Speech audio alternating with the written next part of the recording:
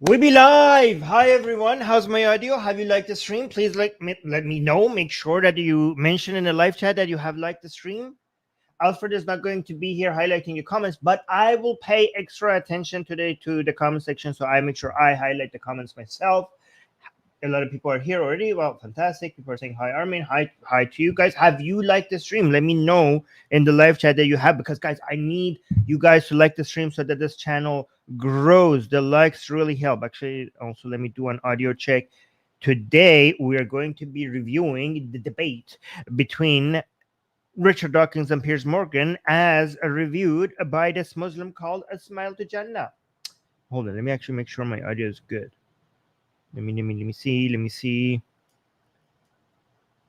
Hey, why is this not working? There we go. All right, fantastic. Everything is working. Everything is working.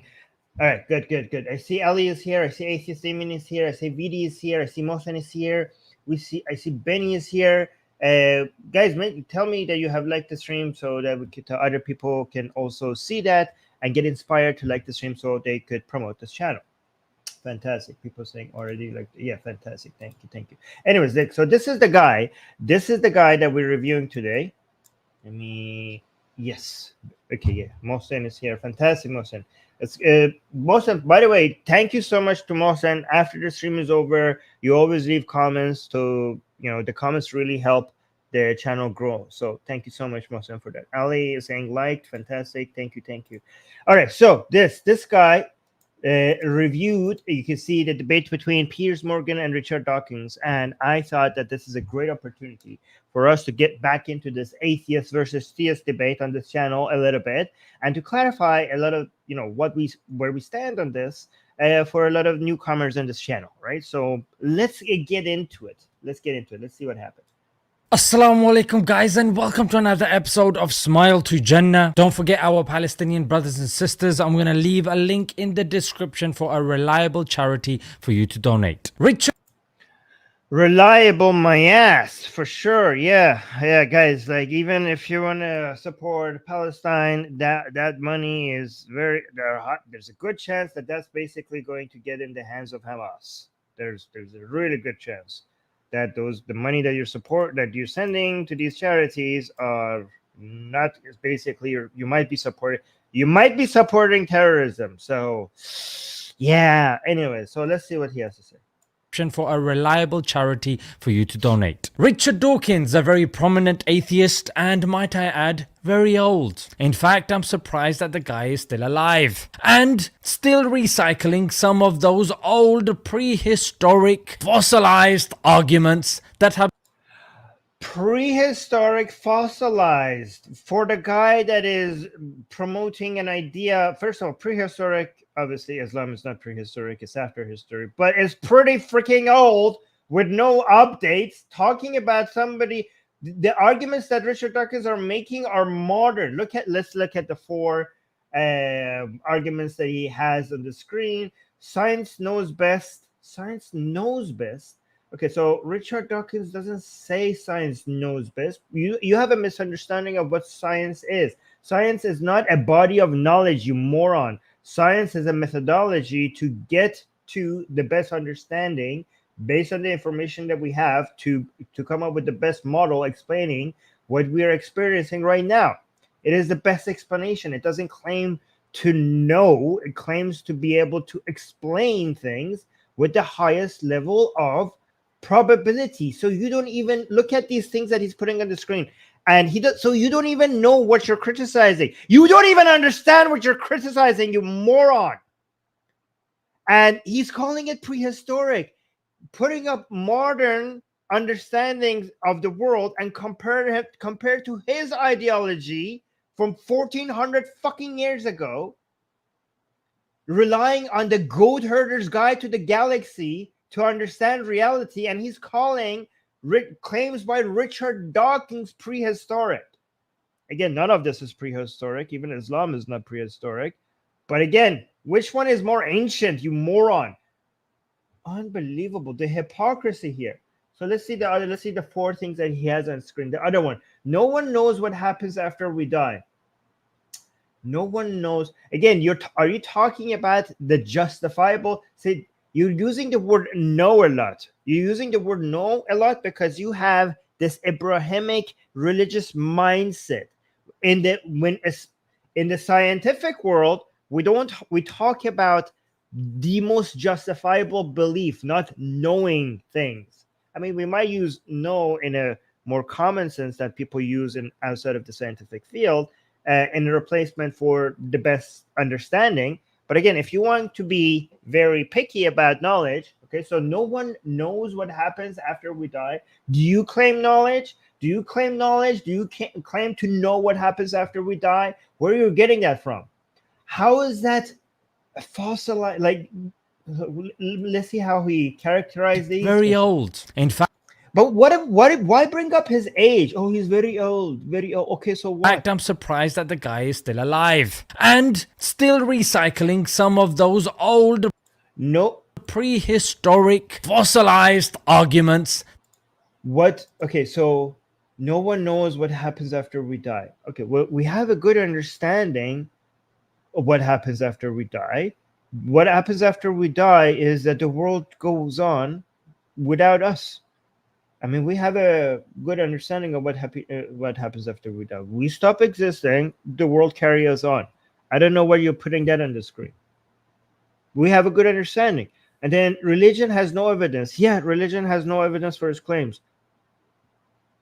Fossilized, like this is a modern understanding. Why are you acting like this is fossilized prehistoric? For most of history, people believe that religion can explain everything, and yeah, and they didn't say it has no evidence for its claims. This is actually a modern understanding that about religion. And then everything is a big mistake. Who says that? Richard Dawkins is saying that everything is a big mistake. He doesn't say that. This is a straw man. What the fuck is this? What the fuck is this? Anyways, let's continue. Arguments that have been long refuted and long debunked. They haven't been debunked. What do you talk? Look at, guys. This is such a. If you're a fan of this guy, look how he's lying to you. Let's look at what he's highlighting and what he's saying. That have been long. So he's highlighting this article that says most British scientists cited in study feel Richard Dawkins' work misrepresents science. Okay, I've read that article. I went and read that article. He highlights this, and as if the claims that he's making, the claims that he puts on the screen, the claims that Richard Dawkins has been saying, has been debunked by the scientific community. He just puts an article on the on screen, highlights the title, and his idiotic followers were like, okay, he just showed me an article and he said something while showing an article, therefore what he's saying must be true. Do you think his followers go and check what the fuck this article is talking about?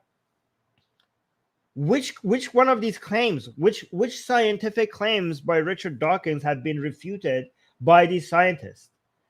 If you go actually read this article, there are many scientists in the UK who think that Richard Dawkins has a very aggressive stance against religion, and they don't like it. It has nothing to do regarding refuting his scientific claims. A lot of the people, but and also I have a criticism for whoever wrote this article, because Richard Dawkins actually does does a lot of effort to take his own understanding about the claims of religion and separate that from his scientific work. Like, he doesn't actually pretend that science can actually show a lot of the things that he has his personal beliefs that he came to logically. He doesn't actually claim that that is a direct conclusion from his field of work. He doesn't actually do that. He separates that.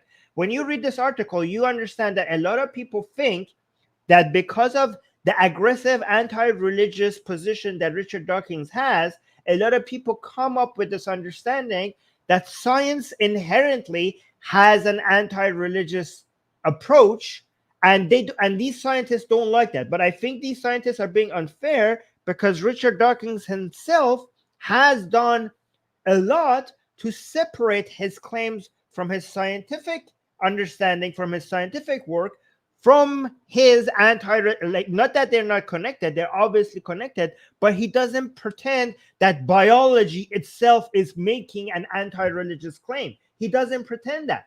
So that's a very unfair position by some of these scientists. However, it doesn't mention whether you agree with this article or not.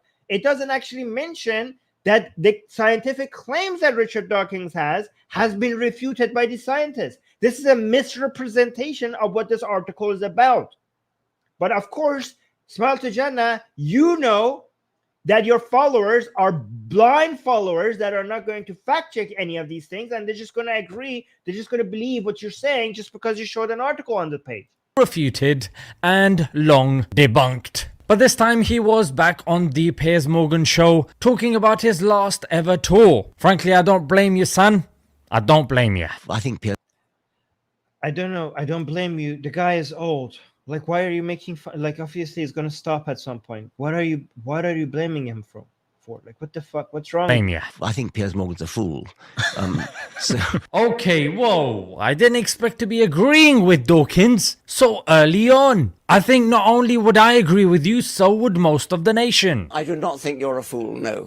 You have a poll for that? I do not think you're a fool, no. Thank you. Well, I would hope not, because you're back on the programme. Well, so much for standing your ground. It only So what again? He doesn't show what happened. I watched that debate. The reason why Richard Dawkins called Piers Morgan a fool is because Richard Dawkins has explained to Piers Morgan's staff that there were certain questions that he didn't want to be asked, and that was not communicated with Piers Morgan, and he asked them on his show last time. So Richard Dawkins had the understanding that Piers Morgan knew that he wasn't supposed to ask those questions, and he asked them anyways. So because it was about his personal life and he didn't want to get into it, so Richard Dawkins considered him a fool. And then later on, he realized that, okay, that wasn't actually communicated with him, so that he took it back. Why should Richard Dawkins not correct himself? Thank you. Well, I would hope not, because you're back on the programme. Well, so much for standing your ground. No, why should I stand my ground if I change my opinion? If I have new evidence and I have a new conclusion, why should I be stubborn and stand my ground? I have new information, I'm going to change my conclusion. It only took a few words from Piers Morgan, and they weren't even harsh words. Not a good start, I must say. No, it wasn't supposed to. What are you talking about? Piers Morgan told him what happened, and he knew what happened. He had new information. He changed his opinion. This is bias editing and misrepresenting what happened, because again, the people who are watching his show are not going to go check what actually happened. They're not going to go watch the full debate. He knows that, so he's going to lie to them. Trying to tell you what a physicist would say, first of all. They would say that you cannot use the word before for the Big Bang. Time began at the Big Bang. There was no before the Big Bang. I know it's contrary to common sense. Physicists don't necessarily deal with common sense. What's really strange here is he tells us to appeal to the physicists, and then rather than convincing us and telling us that, look, they got their stuff together, mate, yeah? Everything's working up there, you can trust them. He admits that it goes against common sense, and they don't deal with common sense. Hang on. You, Smile to Jannah, I'm sorry, but you are not very intelligent. You do not understand what you're talking about. You think that not agreeing with common sense is dismissing the physicists. Look how, guys, common sense is actually not a reliable source of information, especially when it comes to such complicated topics. Look at the idiot. He thinks that Richard Dawkins is appealing to physicists to understand the nature of reality and the world that we live in. And then when he said that what they are saying does not match common sense, he thinks that's a dig at the physicists. He thinks that he's basically insulting them or attacking them. No, he's not attacking the physicists. He's attacking common sense, because the human brain is not wired in a way to understand quantum physics or modern physics. It's the wiring through evolution, the wiring of our brain is set in a way to be able to operate in a Newtonian world. In the Newtonian world, we have to understand how this world, how the world of, not like the subatomic world, but this world.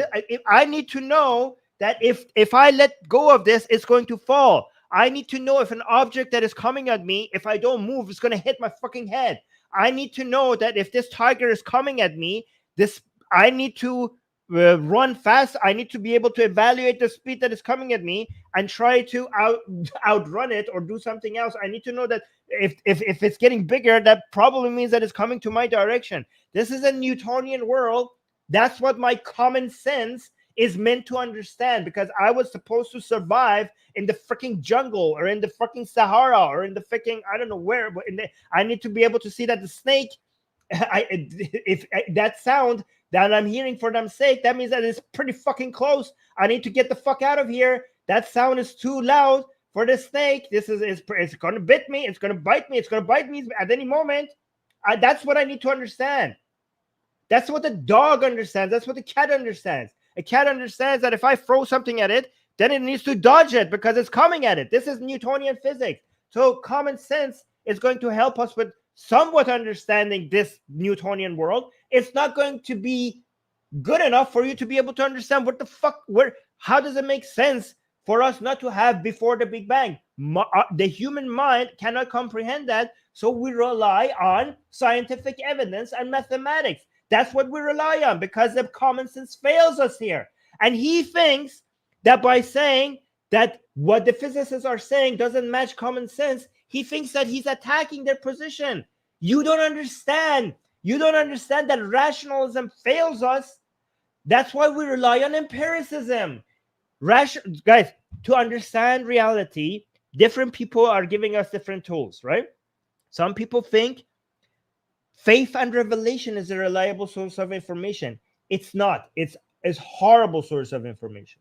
Some people think their personal experiences are a good source of information. That is not a very good source of information. Some people think intuitions are a good source of information.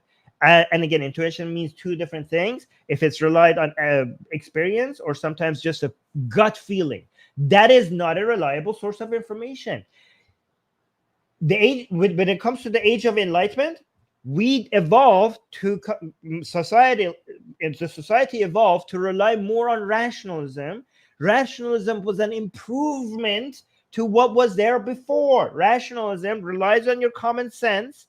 It was an improvement, but it's still not good. Rationalism is better than faith and revelation and intuition and gut feelings and shit like that. Rationalism was better, made society progress. However, rationalism has nothing over empiricism. We became better once we actually evolved even more as a society and realized that rationalism, as good as it is, as superior as it is compared to faith and revelation or gut intuition, there is something that is even more powerful, which we call empiricism, which we call the scientific method. It's the best that we have. Is it perfect? No, it's not perfect. Nothing is perfect, but it's the best tool that we have to understand how reality works. What is the most justifiable beliefs? So when we look at the physicists and we see what they're saying does not match our common sense, that's because our rationalism fails us, and empiricism is getting us more reliable sources of more reliable information and understanding of the universe than our rationalism. That's what Richard Dawkins is saying, and that's what you cannot comprehend. So look at this here, what he doesn't understand. Listen to this part. It only took a few words from Piers Morgan, and they weren't even harsh words. Not a good start, I must say. I'm trying to tell you what a physicist would say first of all. They would say that you cannot use the word before for the Big Bang. Time began at the Big Bang. There was no before the Big Bang. I know it's contrary to common sense. It's contrary to common sense. He thinks that we should dismiss it because it's contrary to common sense. If you want to dismiss that, then when Einstein came up with his theory of relativity, or when he said matter could turn into energy and vice versa, none of that made sense with common sense. Are you going to throw all of that out? Are you going to throw... Does the fact that time and matter are connected and they could bend? Does that make sense? Does that make sense to you? It doesn't make any sense, but it is reality. Physicists don't necessarily deal with common sense. What's really strange here is he tells us to appeal to the physicists, and then rather than convincing us and telling us that, look, they got their stuff together, mate, yeah? Everything's working up there, you can trust them. He admits that.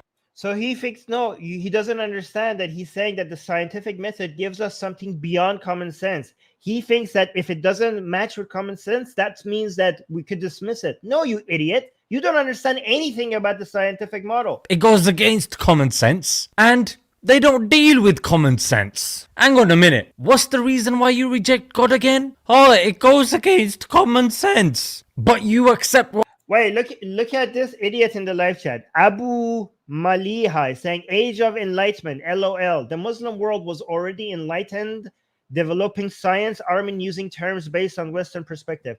Abu Maliha, you have no understanding of what you're talking about. You're an absolute moron.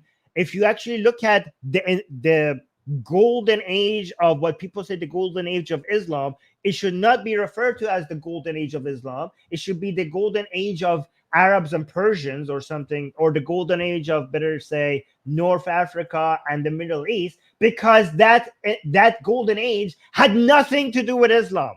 In fact, the progress of that golden age had more to do with moving away from Islam, with dismissing Islam, with not taking Islam seriously. That's why the Arabs and the Persians around that time were evolving, were progressing faster, because it was about wealth. It was about empire. It was about growth. It was about philosophy. It was about science. It was about progress. It was less focused on religion and more focused on science. That's what made them progress. It wasn't because of Islam. In fact, it was because it was a movement away from Islam. You absolute moron.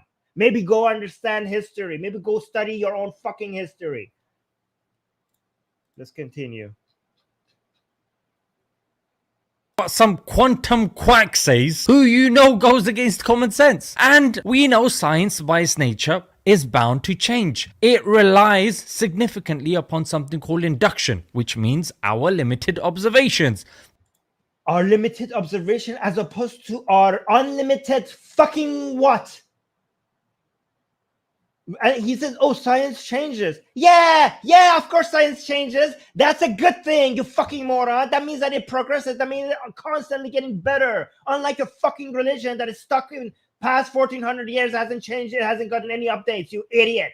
That's a good thing. I'm like, oh, but science changes. That makes it unreliable. That makes it more reliable. That makes it more reliable because unlike a fucking religion, it's not outdated. It constantly improves. But look at what he's saying. Like, oh, it's based on our limited observation. Do you have another source of information that is unlimited? Do you have that? Like, oh, yes, we do. It's called God and revelation. Oh, really? Oh, really? How do you decide that God is actually a good source of information? Is it based on your limited understanding, or is it based on your limited observation? Because at the end of the day, those are the only tools that you have. Even if your God claim is fucking true, how do you know that? It's based on your reasoning, or it's based on your observation. But those are limited. So at the end of the day, whatever tools we use to understand the fucking world will be limited. Even if your God is unlimited, your understanding of it will go through your filter of your fucking mind. So there will be a limited filter in between anyways. So it will always be limited. Everything, all our understanding will always be limited, even if you think that you have access to a God source. Which means our limited observations. The more observations that come in, the more likely we are to change our theory. And physics. Yes, unlike you with your religion, that no matter how many observations we give it, it insists in staying back in the dark fucking ages, relying on the Goat Herder's Guide to the Galaxy, texts written by people that had limited understanding of how the human mind works, how the society works, how nature works, how anything works. You, science, with more information, it gets updated. You, on the other hand, you want to insist on staying back in the 1400 years ago with whatever information that you get. You're like, no, man, we're good. We don't want to update. We're good. We're good. We want to just stay backwards. It's like all of science only tells us the how, not the why, and nor does it claim to. It actually does tell you the why. Science actually shows you the how and the why. You don't know anything about science, sir. The how, not the why, and nor does it claim to. It doesn't claim. Look at this. He's like, young patriot. We came from randomness. What a joke. Young patriot, you're a joke. You're a joke because you don't understand what the scientific claims even are. You don't even understand what you're talking about. Claim to deal with the metaphysical questions of our existence. Why burden it?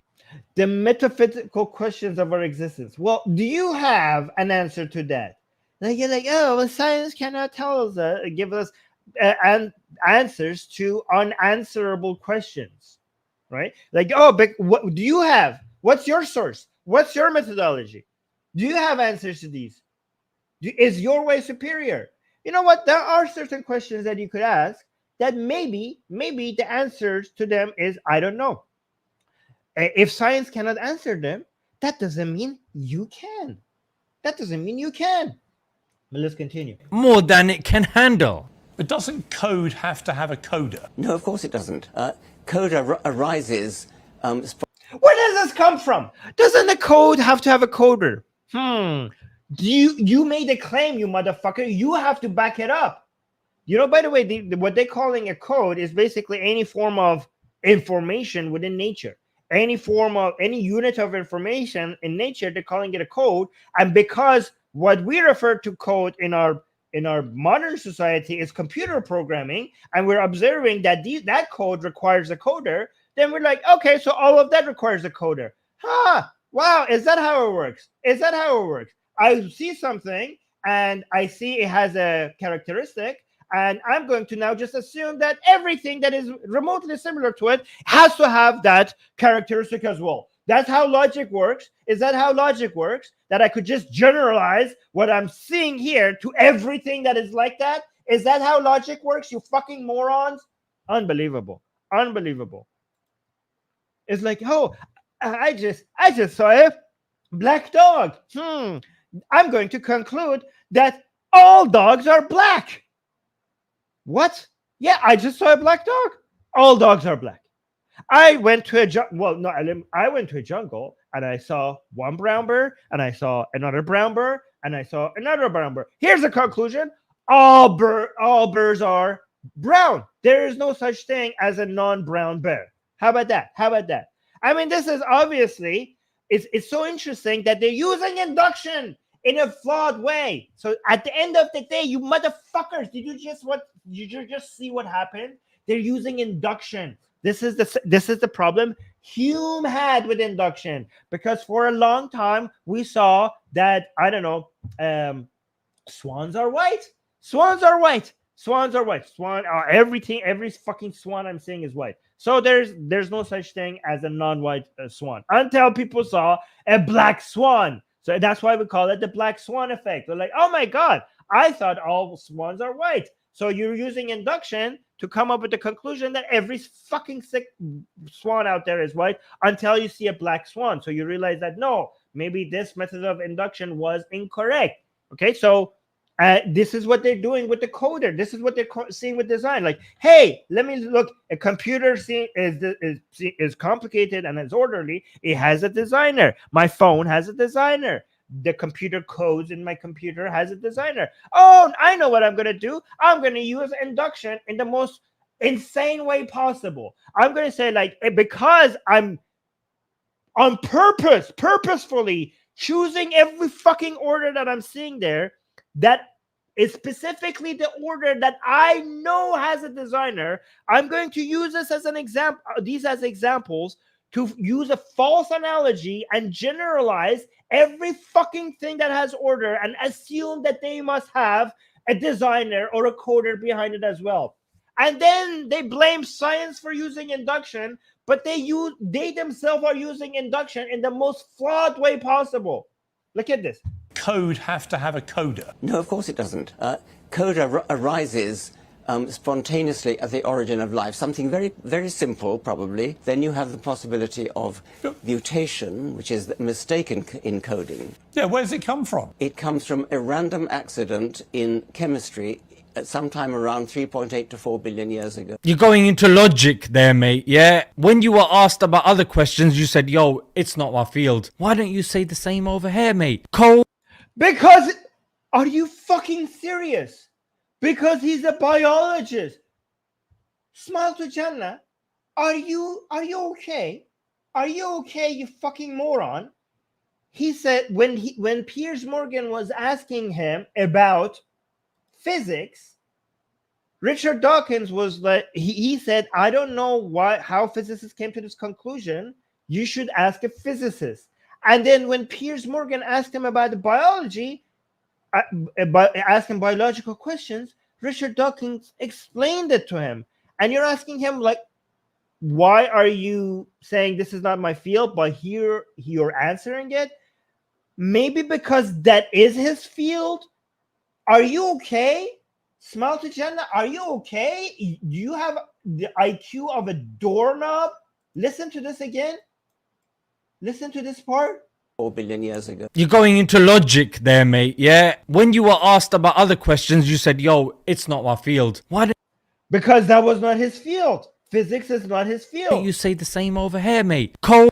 Because that is his field. Because that is his field. Because that is his field. Am I, what the hell is this? How is this channel taken seriously? How is this moron have more than 1 million subscribers? You are the people who are following this man. You're absolute idiots. You're absolute idiots. Let me see. This channel has 1 million subscribers. This is your source of information?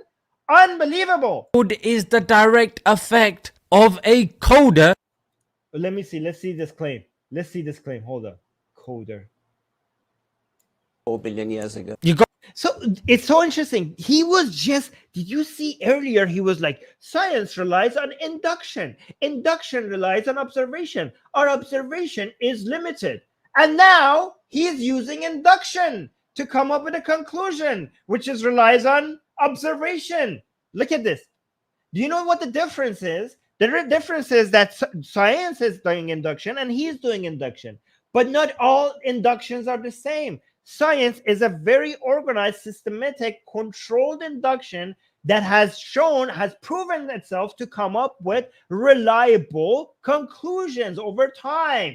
And I could tell you why we know it's reliable, but his induction, we have induction, and not all induction are the same. If you go and say, like, hey, I saw a black dog, and I'm going to assume that all fucking dogs are black, you're using induction, but you're using it in a fucking idiotic way. Science is actually using induction as well, but it's trying to come up with a way that it actually provides reliable information. That's what the scientific method is. So, but he wanted to undermine science as a whole because it's using induction and observation, and he's doing it the same thing. You're like, hey, let's look at it. There are, if you look at code has a coder. I'm going to assume everything in nature that looks like a code has a designer, has a coder behind it as well. That's induction, you fucking idiot. That's induction, and you're using it in a moronic way. going into logic there, mate, yeah? When you were asked about other questions, you said, yo, it's not my field. Why don't you say the same over here, mate? Code is the direct effect of a coder, which is the cause. In fact, Not necessarily. Not if you're referring to things in nature as code. Where's the evidence for that? I saw. Well, the code in the computer has a coder behind it, so it must mean that if we refer to something, information in nature as code, it must have a coder as well. Huh? How's that follow? This is somewhat like this, so it must be like it in every other sense as well. What? What are you talking about? What the fuck? Challenge you to Well, I mean, if I use your logic, then your God must have a dad. If I use your logic, well, the coder that I know, the people who code, they have moms and dad. All coders on the fucking planet that I ever met, they have moms and dad. So if nature has a coder and the coder of that nature is God, so it must have a mom and dad as well. That goes against Islam. Well, what do you say? You saying no, God is different. Well, you idiot. If it's different, why did you not apply that this is different exception here when it comes to nature as well? You're like, well, no, God doesn't have mom and dad because God is different from the coders behind computer codes. If you could allow a difference, then why can't nature be different? Why can't nature be different? Maybe the code in nature doesn't need a decoder. Why can't it be different over there? Why does it have to be different only when it matches Islam? Maybe there's a bias here. ask any coder to suggest any line of code that was helpful and useful that just came by itself. That's the reason why there is a career in coding. Otherwise, why on earth would businesses be spending millions on getting good coders to help with lining their pockets even more? If code could just spontaneously come into existence, why on earth would they be so dumb to hire all of these coders? And if I You absolute moron. This code is not the same. This is a false analogy. Go look up logical fallacy. You want to rely on rationalism instead of empiricism? Okay, go look up the logical fallacy called false analogy. One of these things are not like the other. Just because the code in computer codes requires a designer, that doesn't mean what you refer to code, the information in nature that you refer to as code, that requires a designer as well. It's a false analogy. Go look it up, you absolute idiot. continue that line of logic, if code cannot exist without a coder, then how can this world operate without an operator? In Well, you just assume something. Oh, like I just assume something, and I'm going to pretend like it's absolute truth without actually showing any evidence for it. I'm like, well, if every code requires a coder, and I haven't shown that, I have no arguments for it. Rather than I have only generalizations and false analogies and absolutely nothing to back this up. But I'm going to assume it's true. I'm like, okay, well, therefore there must be a God. Whoopie-doo, whoopie-doo. I just brought God out of my fucking ass. I just pulled it out like. fact, just listening to the mental gymnastics that these atheists Mental gymnastics. The guy that just came up with a false analogy and just applied what he's saying in his own personal life, a human-centric approach, looking at what he's seeing in front of him, and like, I guess the entire universe is exactly like what I'm observing in front of my eyes. And you say other people are using mental gymnastic, like, oh, I see this here, and I'm going to assume that everything is like what I'm saying right here.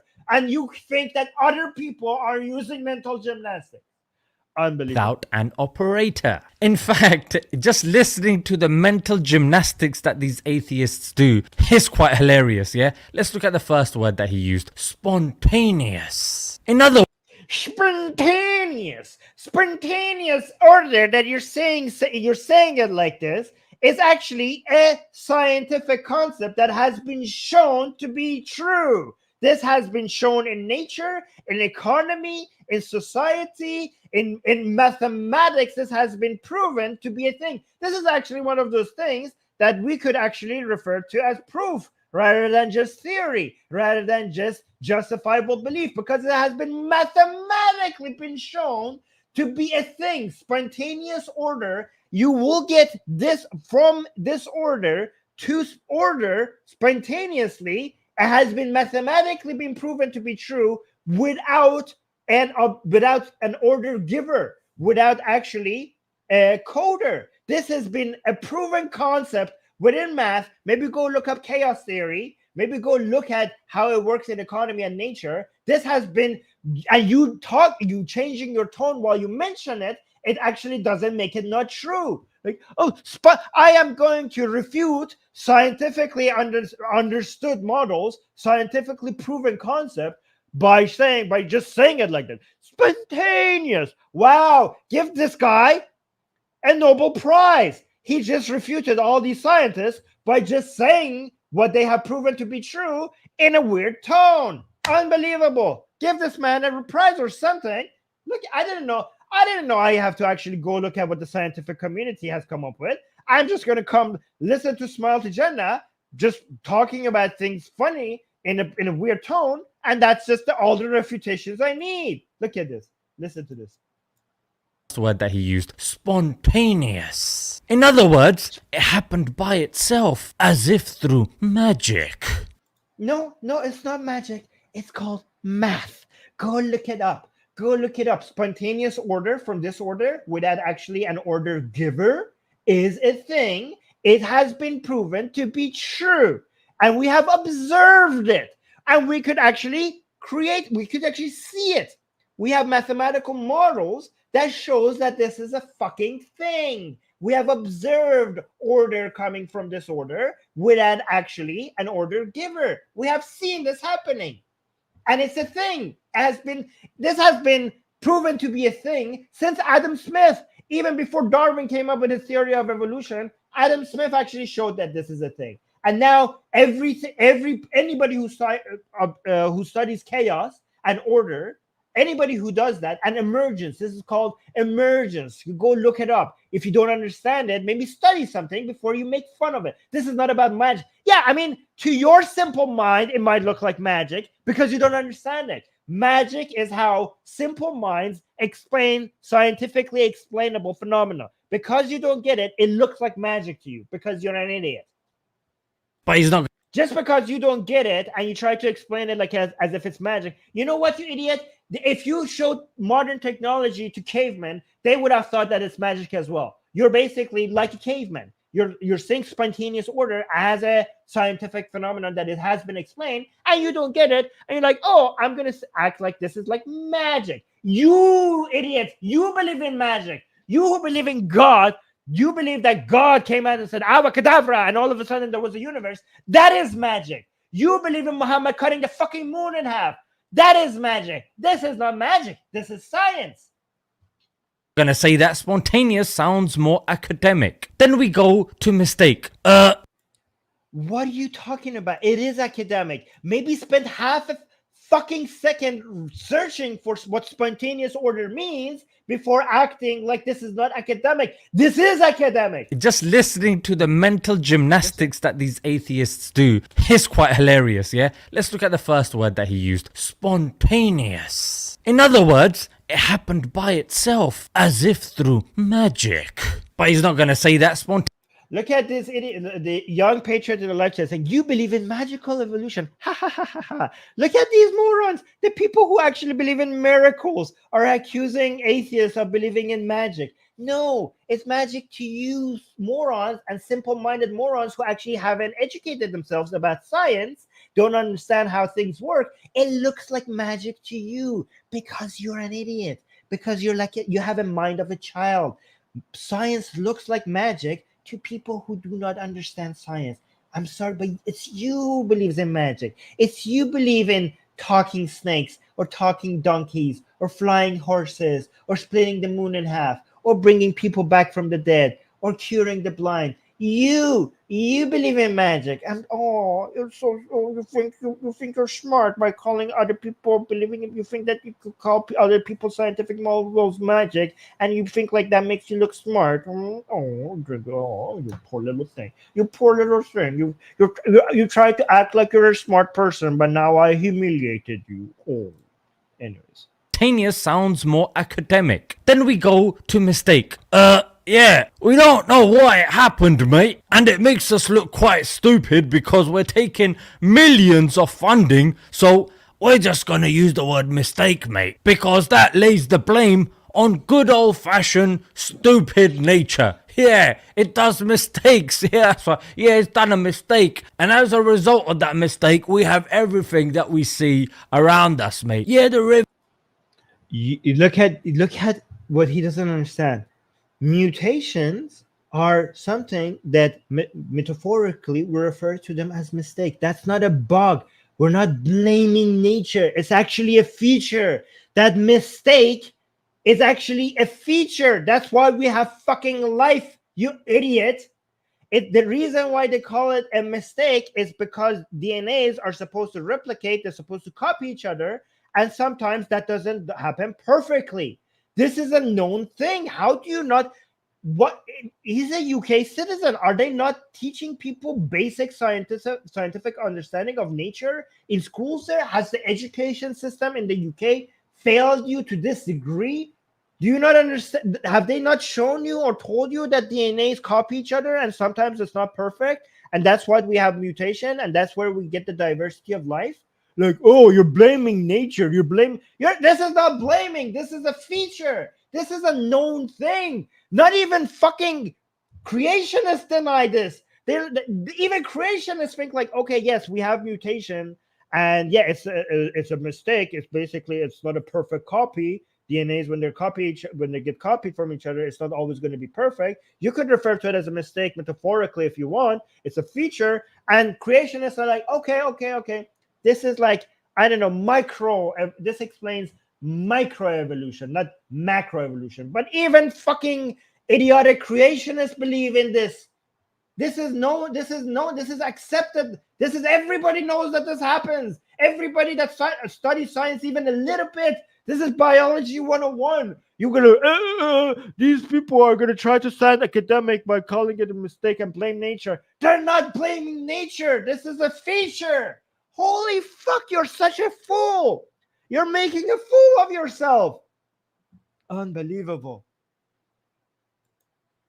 Look at what Richard Dawkins said. Richard Dawkins was referring to how we have this diversity of life because we have mutation, which technically, metaphorically, we could refer to it as a mistake because DNAs copy each other and it's not perfect. And he thinks Richard Dawkins is referring to why we have all this diversity of life around us as a mistake of nature that we could blame nature for. What are you on about? You don't even understand the basics of what he's saying. To be honest, he's not that stupid. He knows that if he makes these funny faces, and his audience are just gonna, because people are biased. People want to just accept that what they believe is true.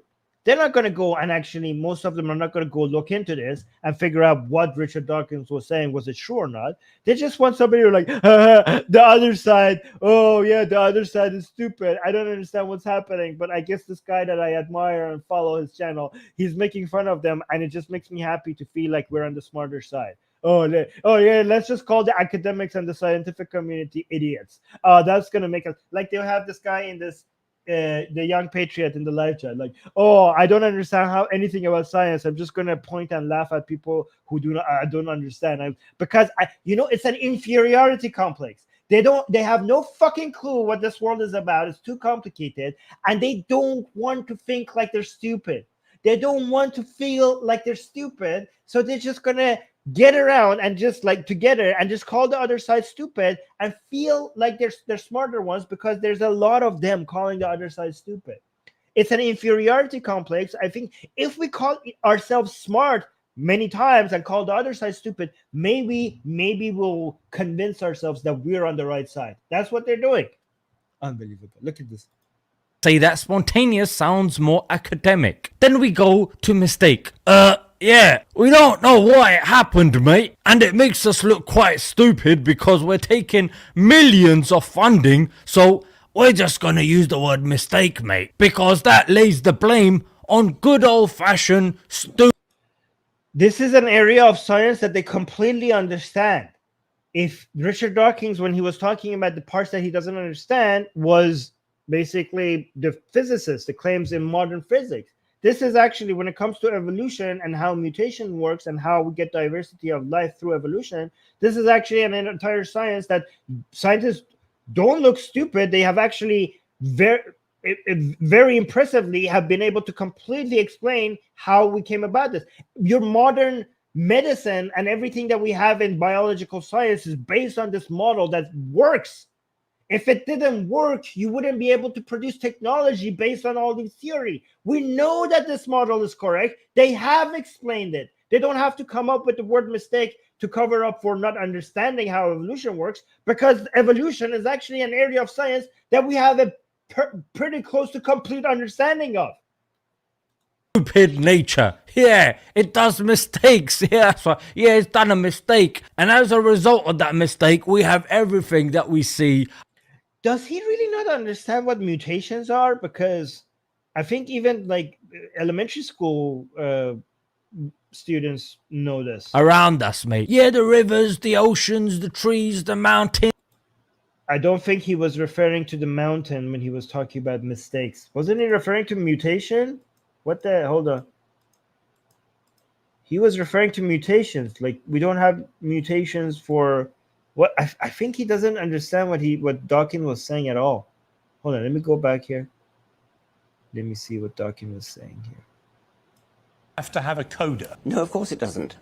Coda arises spontaneously at the origin of life. Something very, very simple, probably. Then you have the possibility of mutation, which is the mistake in coding. Yeah, where does it come from?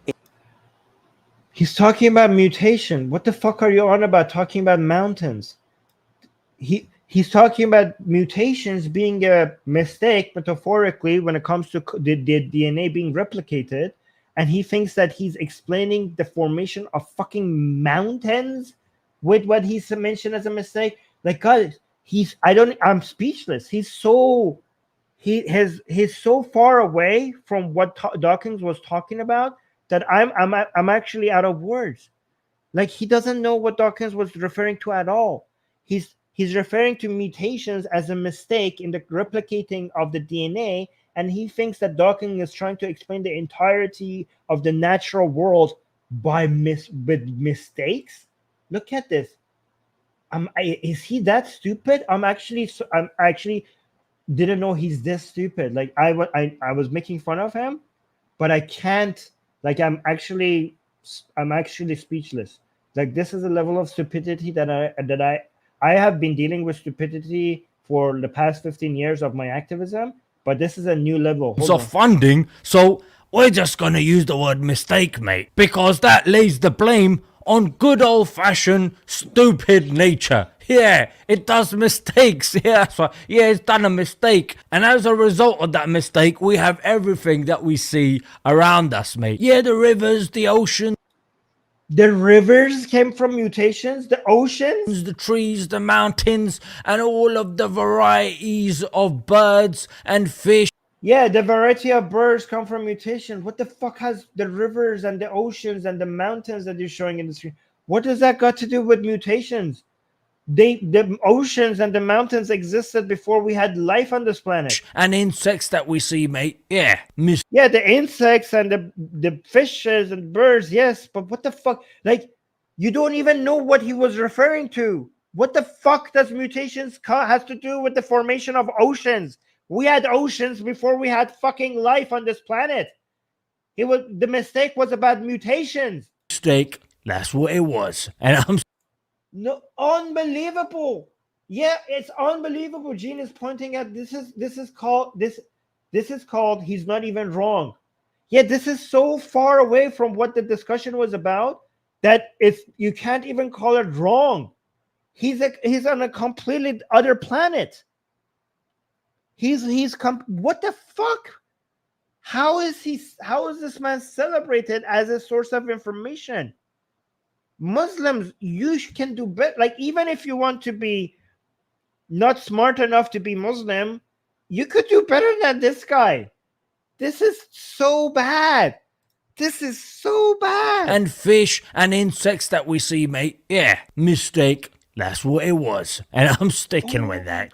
And he says accident. In other words, it happened by itself. Because that's what people do when they go into these art galleries. They're like, oh, mate, this is absolutely ruddy fantastic. How many millions of years did this canvas take? What do you mean, leave the art gallery? What do you mean you're calling security? These guys don't understand science. Yeah. You don't understand science, motherfucker. You're looking at art and you're like, oh, the art was not made spontaneously. It was not made without a painter. So I'm going to assume that everything works like this art. Oh, yeah. This is, I mean, it's a mind of a child. It's a mind of a child. Because the computer had a coder, a designer, because this paint had a painter, I'm just going to apply this to fucking everything.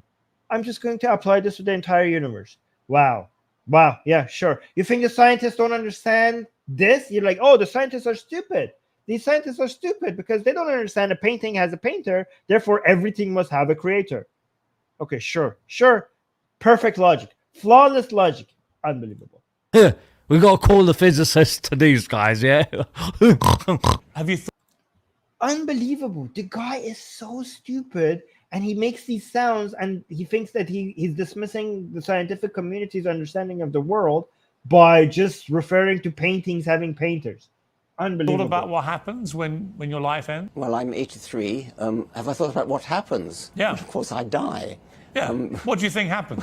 I think I get buried or cremated. And I think that's there's it? nothing after that. I think it's exactly like, of course, how could it not be? I mean, you have a brain which decays. How could there be anything other than that? There's just nothing. Just like there was before you were born. Yeah, Piers flopped over here. He should have said after your life ends. So naturally Dawkins jumped at that chance. But when you actually get to the crux of Yeah, I mean, he did answer what happens after my life ends. You know, there's a lot of things that happens after my life ends. There's going to be people, history continues, society will continue.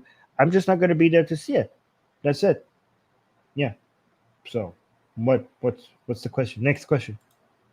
what he said, just because the brain decays, that's it, nothing can happen. But that's a very No, a lot of things happens. I'm just not going to be there for it. I mean, you didn't have a brain before you were, you were a fetus, and you didn't exist before you had a brain then, and you're not going to be around when you don't have a brain after. So what's the question? What's the issue? very physicalist, reductionist view of our reality. And that Okay, no, it's a very physicalist, reductionist. How is it? It's only reductionist if you have a way to show us that there's something beyond the physics, right? Everything we know about the mind is that the mind exists because of the operations that happen in our brain. That's all. Everything we know about the mind and who we are is that the chemical reactions in our brains make it possible. So obviously, it's a justifiable conclusion for us to say, well, if the brain starts operating the way it does, then our mind will not be there anymore, because our mind is a function of our brain, is a product of our brain functions. So if the functions go away, our minds go away. If you think this is a reductionist, if you think that this is too reliant on the physical world, sure. That's a hypothesis. Show us that there's something else. The scientific model, and any skeptic is completely willing to accept that there's something beyond physics as soon as you have something called fucking evidence. We will accept it. Show us. We will go back. Okay, yeah, this is like our models have been updated. Of course, we're not going to accept your fucking stupid claims just because you said it, or just because ancient books are referring to it, you idiot. that's only one school of thought. Why is he trying to make it out that this is what science preaches? Because that's not what science preaches. Science doesn't preach. Science, first of all, doesn't preach. And also, these other models that you're saying, look at this. We have other theories. Yeah, we call them religion. We don't actually call them, they're not theories, they are idiotic guesses. Why is he trying to make it out that this is what science preaches? No, he said we have other theories. There's nothing. Just like there was before you were born. Yeah, Piers flopped over here. He should have said after your life ends. So naturally Dawkins jumped at that chance. But when you actually get to the crux of what he said, just because the brain decays, that's it, nothing can happen. But that's a very physicalist, reductionist view of. Physicalist is the scientific realm. So if it's something beyond if you're claiming something there's beyond physics, first of all, you have no proof for it, but also you have now exited the realm of science, right? So obviously science will only be about the physical world. So if he's saying that if he's giving you a theory or understanding that is limited by physics, you cannot say that there are other scientific models that add something beyond the physicalist understanding of the universe. So he's correct to say that this physicalist understanding of the brain and the mind is the only scientific understanding of the brain and mind, because as soon as you add anything beyond an understanding of a physicalist nature, then you're not within the realm of science anymore. You have exited science. So he would be correct to say that this is the only scientific understanding of our reality. And that's only one school of thought. Why is he trying to make it's the scientific school of thought.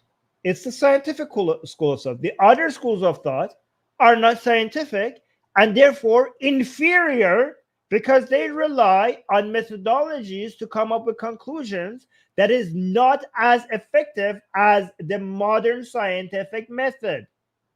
it out that this is what science preaches? Because of what you just said. It is, first of all, it's not preaching, it's theorizing with evidence, with enough evidence to back it up, with empirical, scientifically collected empirical evidence that is also scientifically analyzed, right? So it's not preaching. That's what it does. And also, the reason why this is the only way to look at it scientifically, because of what you said, because anything else would go beyond the physical. So it cannot be scientific anymore if you go beyond the physical. That's by definition the realm of science. Because that's not what science preaches. Just a basic look into the You don't understand science. Sir, shut up about science until you go educate yourself.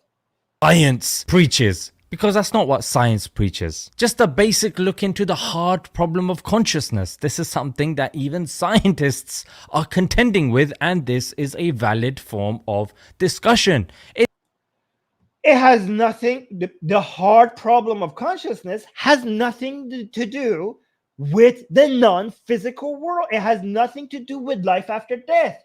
The hard problem of consciousness is the problem of how do we explain, how do we, with the understanding that the mind is purely physical, how do we get consciousness from physical, chemical reactions in the brain? How do we get from there to consciousness? It's actually with the understanding that the brain and our mind is generally physical that we have to come up with a way to explain consciousness. It has nothing to do with coming up with a theory of a fucking afterlife. I mean, it's too much to call it a theory. It's not even afterlife. It's not even a hypothesis. It's a dumb guess. It's a stupid guess. That's all it is. And the hard problem of consciousness has nothing to do with that. Just because you throw out these terms without understanding what they are doesn't make your claims valid. Unbelievable. He just puts it out there. He highlights it, and his audience are like, "Oh my God!" He said hard problem of consciousness. That must mean that the scientists can't say that there is no life after death. That must mean that there's something beyond the physical to our mind. Oh, it just sounded so. Look, he's doing what he's accusing Richard Dawkins of doing. You're like, oh, they're trying to sound academic. No, you idiot. He is being academic because he himself is actually an academic. You are the one who is trying to sound academic without having a basic understanding of what you're talking about. Shown by referring to mutations as if that's something that explains oceans and mountains. That shows that how far away from a basic understanding of science you actually are. So just throwing out these key words out there without understanding them shows that you're the one who's trying to use these terms to look academic to your audience without actually understanding these things. Oh, we got a super chat. Vidi saying, Armin, do you think Smile to Jannah believes his own stupidity? I have no fucking idea. How could I know? I don't know. I mean, I don't know which one is worse. If he actually believes this, he's a buffoon. He's a moron. I mean, no insult to. Actually, yeah, he's an idiot. But if he doesn't believe this, it's actually worse. If he's not this stupid, I'm actually hoping he is this stupid. Because if he is not this stupid, then that means that he is maliciously basically taking advantage of a stupid audience. So it's a compliment. Smile to Jannah. I'm defending you. I'm being charitable to you by calling you an idiot and an absolute moron. That's what I am defending you. You should be grateful. You should be contacting me and telling me, Armin, thank you so much. Thank you for calling me an idiot. Because if I am not this stupid, that means that I'm evil, that I actually know how stupid all of this is, but I am doing this to take advantage of my audience. It's better to be stupid than to be evil. So you're welcome, Smile to Jannah. I consider you to be an idiot as a way to defend you. Let's continue. It's not just sidelined as quackery. However, consciousness, the spirit, the soul, these are valid topics of discussion. Yeah, everything is a valid topic of discussion, but it's not valid to believe in them because you have no soul, the soul, spirits. Okay, yeah, I could discuss it. You could discuss it. Everything is a valid topic of discussion. Is it valid to believe in it? No, not without evidence and not without. See, you're changing the goalpost. You're changing the standard. Like these are valid topic of discussion. This is a straw man. Was the argument whether or not we can discuss this? No, the argument is whether or not we can believe in these things. Is that valid? See how he moved the standard?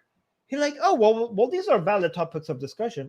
Well, sure, as if the claim was these topics could not be discussed, and when he said they are valid to discuss, he basically shut down an argument. This is a straw man because he's responding to an argument that was not made. The question is whether or not it's valid for us to believe in an afterlife, in a soul, in spirits. And without evidence, it's not valid. It's not valid. It's not. You're not justified to believe in these things without evidence. Merely saying, oh, because the brain decays, therefore that's the end. That's not very... Oh, I'm gonna just say and act like everybody who disagrees with me is an idiot by saying no, idiot. The brain, everything we know about our mind shows that it comes from our brain. So if the brain is not there, it makes sense for us to assume that our mind will not be there anymore. Like if I say what you're seeing on your computer comes from, it seems like everything, all the processes, the computer game, the software that you're coding, your spreadsheet model that you just spent 5 hours from, everything, all the evidence shows that comes from your hard drive, your RAM, your CPU. All the evidence shows that there's nothing else that brings all of these to your monitor. Everything you're seeing on your monitor seems to be coming out of your desktop, or if you're using a laptop, it comes from the physical processes in your computer pieces, in the CPU or RAM or hard drive or everything else. We have evidence to show that there's not beyond that. There's no like revelation, that there's no spirits. There's nothing else that is coming to my monitor and showing these things that are coming on my screen. So given that we have evidence that everything on my screen is coming from there, it's logical to assume that if I fucking destroy this, then I'm not going to be able to get these processes showing up on my screen. That's a logical conclusion. That's a logical. If I drop this hard drive into and the RAM and the CPU and everything else into a fucking volcano, then there's not something else that will live on. That somewhere else that will continue. My spreadsheet model is not going. The computer program that I just run is not going to continue in the ether somewhere and just continue, because we assumed we could see by evidence that everything came from there. So now that that's gone, the processes that were taking place that I could see evidence on my monitor is going to stop as well. That's a logical conclusion. Given that all the evidence shows that everything in my mind comes from the processes of my brain, therefore, if the brain is gone, those processes will stop. That's a logical conclusion. No way. Academically rigorous, especially nowadays where people have a lot. Yeah, somebody's saying unless you have backup. Yeah, if I have backup, then I have evidence for that the backup. Do you have evidence for a backup on my fucking brain somewhere else? If you have, then that will be justified. Show me the evidence. Don't just claim it. Don't be like, well, here, there were these fucking people 1400 years ago that wrote some, like, my evidence is that in this Quran, it just says that that's the thing. Okay, that's all the evidence I need. Somebody said it and wrote it down somewhere. Oh, okay, I guess that's all the evidence I need. Very academically rigorous, especially nowadays where people have a lot of access to philosophy and science. Would it be more? Yeah, what science? Okay, yeah, people have access to science. Philosophy is not, this is not the realm of philosophy. You're asking scientific questions, you require scientific answers. So this is the realm of science that you're in. People have access to science. Show me the scientific research or evidence that shows that there's something beyond our brain that is responsible for our mind. Show me. Like, oh, well, these days people have access to science on the internet. Okay, yes, use your internet to show me that the evidence for anything else beyond our brain being responsible for our mind. Where are you getting this from? If you don't have any evidence, it's not justifiable. Philosophy is not the proper tool for you to answer this question because you're asking a scientific question. It's a claim about the natural world. Our mind is within this natural world. You have to explain it. You're making a claim about how reality works. This is the realm of science. Appropriately call it the non-immortal gene, the one that's going to stop when the sun burns us up. It would not have been an appropriate title for a chapter. It'd be more accurate, no? You're just nitpicking. Yeah, this was hilarious. So the guy who claims to, be precise and academic and accurate, he called it the immortal gene when he admits that everything is going to come to an end. But immortal means something that doesn't come to an end. So you're just going to say the guy that claims to be precise and academic and scientific, well, Smalta Jannah, you don't know what you're talking about. This is the same guy. Maybe look into things before you make a claim. Richard Dawkins is also somebody who claims to be poetic sometimes, to use the poetic license, to use words that doesn't exactly mean that, but it just sounds better. So he always have been saying that. You could argue that whether that's a good thing or not a good thing, but he's like, oh, this is the guy who wants to always be precise and always be scientific. No, Richard Dawkins doesn't always want to be precise and scientific. Sometimes he wants to be poetic. He has said that. So you don't know what you're claiming about him. You're saying something about Richard that you don't know. He is okay with using poetic license to sometimes say things not exactly in the way that they mean. Calling it the immortal gene, he didn't mean that it's going to last forever. That's just using poetic license, referring to something in a poetic way. Everybody understood that, except Piers Morgan apparently being an idiot, and that's why Richard Dawkins was right to say that he is nitpicking. So, for example, if I say like, "Oh, I am the god of this game," like I fucking killed everybody and I have 0 deaths, I'm a god of this game. Like, no, Armin, you're not a god. God is the creator. The definition of a god is somebody who creates the entire universe, and you're not that. Like, dude, I'm fucking obviously I don't mean that. I don't mean like if I say like, oh, I just murdered this other guy in the debate. Armin just agreed that he murdered somebody. Call the police. No, I didn't kill him. Like you just said that you murdered somebody in a debate. Well, I mean that I was very good at debate and I crushed him. You crushed him? Did you crush his body? Is his body crushed? Oh my God, is he in the hospital? That is nitpicking. That is idiotic nitpicking. And no, Richard Dawkins has a history of being poetic and loving poetry and using poetic language when referring to these things. You don't always have to use scientific language when you're referring to these things. We are emotional animals. Sometimes we want to be poetic about the things that we're talking about. So I don't know why you think you got him at. Look at this. What have been an appropriate title for? So Piers Morgan was like on and on. Like if you actually go watch the debate, he kept on going. He called it the immortal gene, and Piers Morgan was like, "Oh well, it's not immortal. You shouldn't have called it immortal." And he wouldn't let it go. It was so awkward.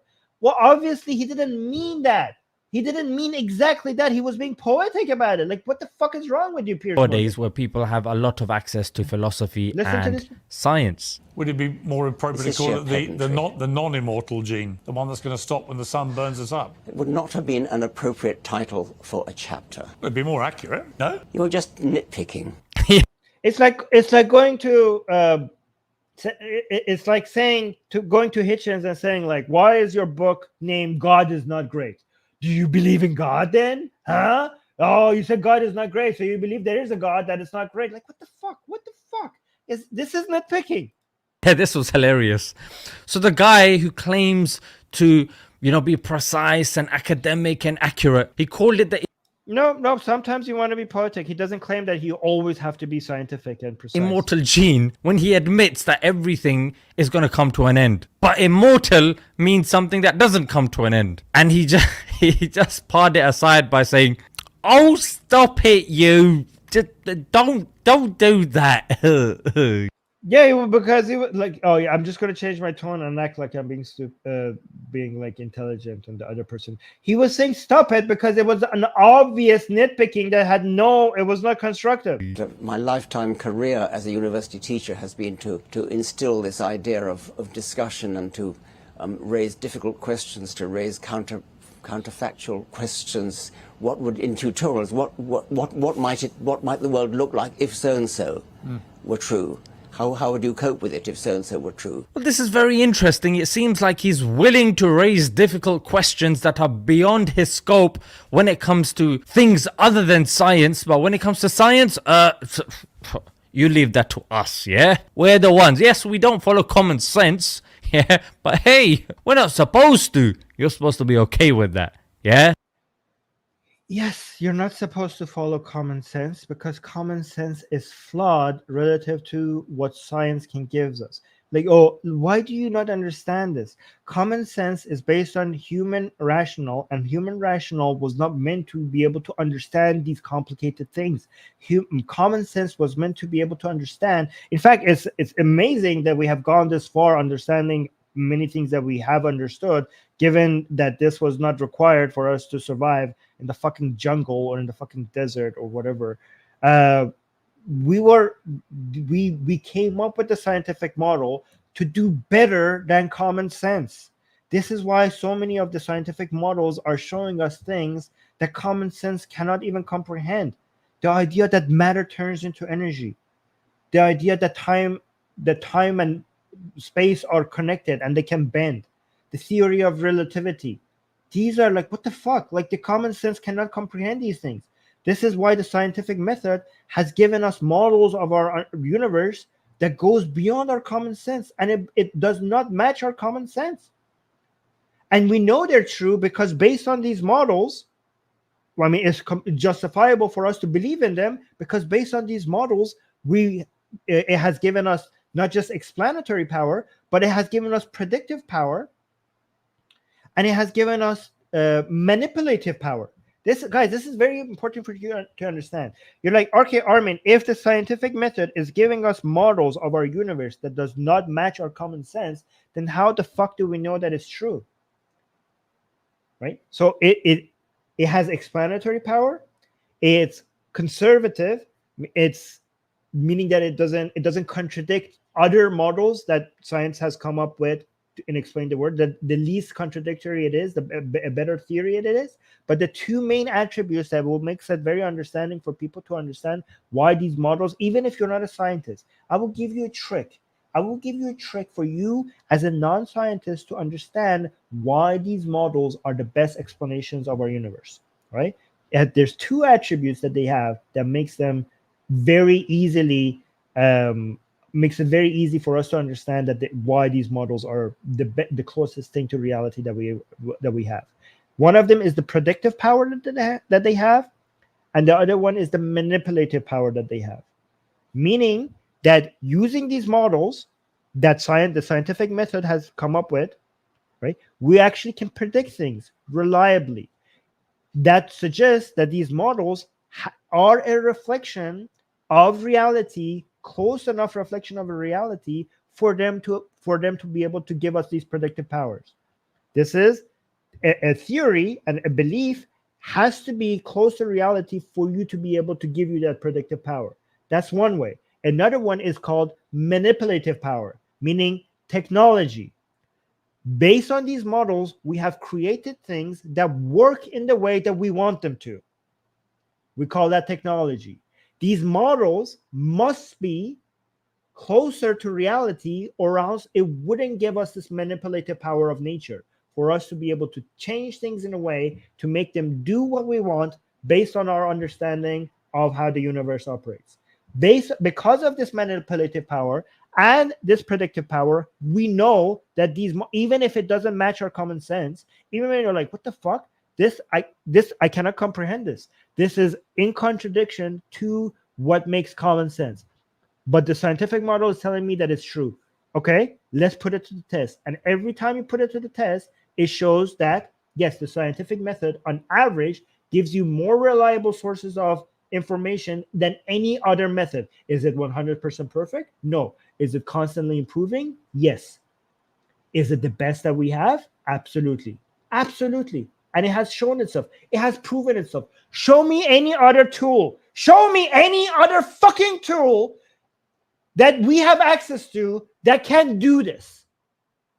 Nothing comes even remotely close, not even rationalism, let alone revelation. Show me how revelation has been able to do that. Show me how faith, they say faith can move mountains. Faith can't even move a pebble, let alone mountains.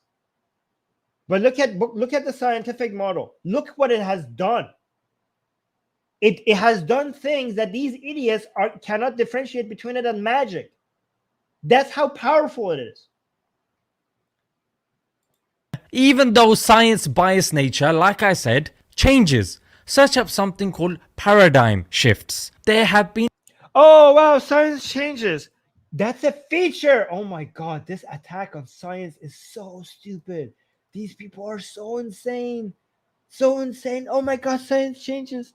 I'm going to be proud of my religion because the science stays the same. That's the flaw of your religion, you idiot. The fact that science improves, that's a feature that makes it more powerful. Unbelievable. Look at this. Paradigm shifts. There have been many paradigm shifts, including in physics. In fact, the person he quotes, Bertrand Russell, is quoted to have once said, "We know all there is about physics." Let's move on to something else. Show me the fucking quote. Show me the fucking quote. This is a common misunderstanding about scientists in the late 20th century, for them thinking that the science is over and we're done and we're good. And that's a misunderstanding. That's a misunderstanding of what they have been saying. Hold on. Let me check. Let's check if he had said this. Let's check if Bertrand Russell has said this. Yeah, so Bertrand Russell did not say that we know everything about physics or that we should move on to something else. He was known for his philosophical work in logic, mathematics, and the philosophy of science, and he recognized the limits of scientific knowledge. While Russell admired the achievements of physics, especially in the 20th century, he understood that there were still many unknowns in the field, and that science is an ongoing process and discovery. So basically the opposite of what you said. What you might be thinking of is a common misconception attributed to scientists or philosophers around the time of Newtonian physics, where some believe that most of the major problems in physics had been solved. However, Russell never suggested that we know everything about physics. So, yep, you're wrong. You're absolutely wrong. Like everything else you said in this video, you're fucking wrong, you absolute buffoon. Physics. In fact, the person he quotes, Bertrand Russell, is quoted to have once said, "We know all there is about physics." You're lying. He actually specifically said the opposite. He said there's many unknowns and there's so much more to go. So, Russell, why are you lying? Why he's like these? Like, yeah, he be lying. He be lying. Why are you lying? Why are you lying? Oh my God. Move on to something else. But lo and behold, after Newtonian physics came Einsteinian physics, and after Einsteinian physics came quantum mechanics. Einsteinian physics that did not contradict Newtonian physics, but it built upon it and improved it. In fact, it explained it. This is what people don't understand. They think science just willing. They have faith and revelation that is so fucking random, right?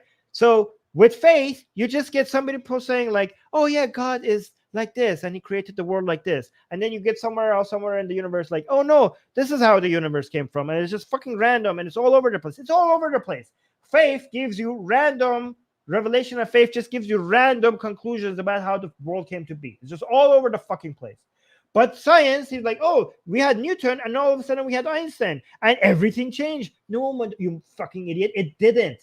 It didn't. It actually explained it. It improved it. It built upon it. They think when science changed, it means it's just froze everything they had before, and now there's something complete. It's a paradigm shift. That means that all our understanding before was wrong, and here's a new model that completely contradicts everything that we had before. It doesn't do that. It actually builds upon. It builds from that. It uses that. It's basically the modern scientists are working on they're standing on the shoulders of the scientists that came before them.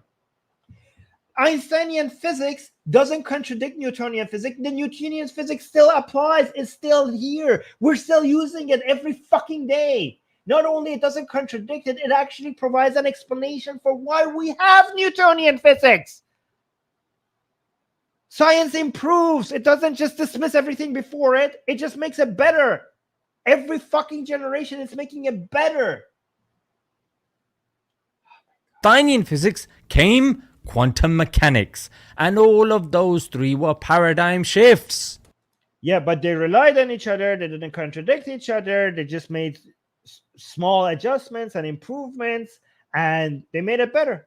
And they're still there. Newtonian physics is still here. Newtonian physics is still here, you fucking buffoon. Modern physics is exceedingly mysterious. It really is. I mean, have you tried to read some of the difficult modern physics books? It really is very difficult to understand.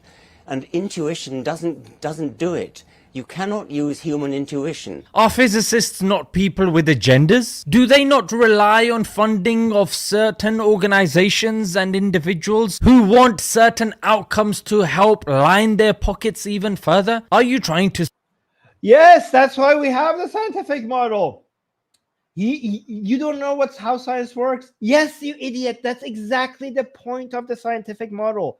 Because science is not what scientists. Science and scientists are two different things.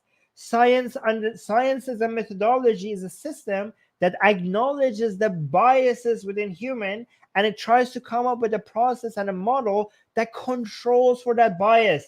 You are mistaken, scientists, with science. Science doesn't trust anybody, including the scientists themselves. That's why it has that's why we have double blind. That's why we come up with control environments. That's why we have peer review, because these biases exist among all humans, including the scientists themselves. So the methodology, the modern scientific method, is with that understanding. It tries to do its best. Again, it's never complete, but it's better than everything else that we have to try to control for these biases. That's the whole point of the scientific model. Everything you mentioned, actually, it's endorsement of the scientific model, because you're referring to human nature, which the scientific model tries to control for. That's the entire point. That's the entire point. That's why it works. Unbelievable. Unbelievable. You don't even know that what you're saying is actually a defense of the scientific model. Hold on. Let me see. Yes. Yes, the scientific method is designed to minimize personal biases and errors, focusing on structured, repeatable processes that doesn't depend on individual scientists' beliefs or opinion. That's why we have double blind. That's why we have controlled environments. That's why something has to be repeatable. That's why something has to be demonstratable. That's why something has to be independently be able to be confirmed and repeated by some scientist somewhere else with no connection to you. That's why we have the peer review process. That's why we have a meta-analysis, right? That's why we have all of these things, because we don't trust individual scientists.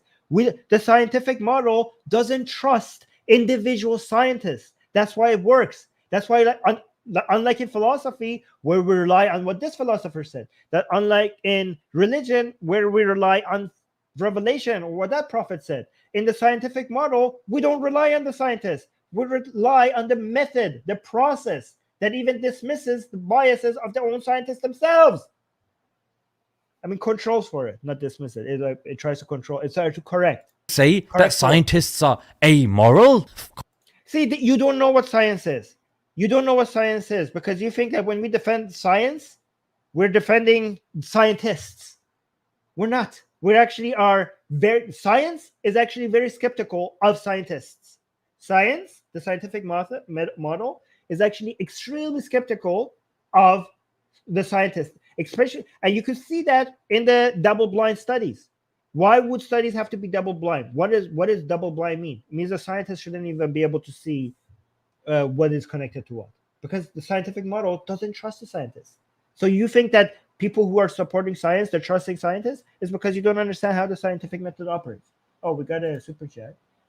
Ash is saying, we got Neil deGrasse Tyson. Oh, we got Neil. When I got Neil DeGenna, the scientist, the science-ish guy before GTA 6, he said Einsteinian. I don't know what this means. He said Einsteinian physics became quantum physics wrong. Yes, I'm not gonna even. Yes. So he's not even. He's not even correct about the way that he thinks the progress works. But anyway, continue. Of course not. They have agendas, they have biases, and there's plenty of examples. Yes, like, oh really? This is a revelation to me. Do scientists have biases? Wow, scientists have biases. It's almost as if that's the entire point of the scientific method. Modern scientific method, the entire point of it is that humans, including scientists, have biases. That's why it doesn't rely on the scientists, on the people, on our rationalism. It relies on the method. That's the whole point. Where science has gone wrong because of funding. Look, he's showing us that sorry, hit the mic.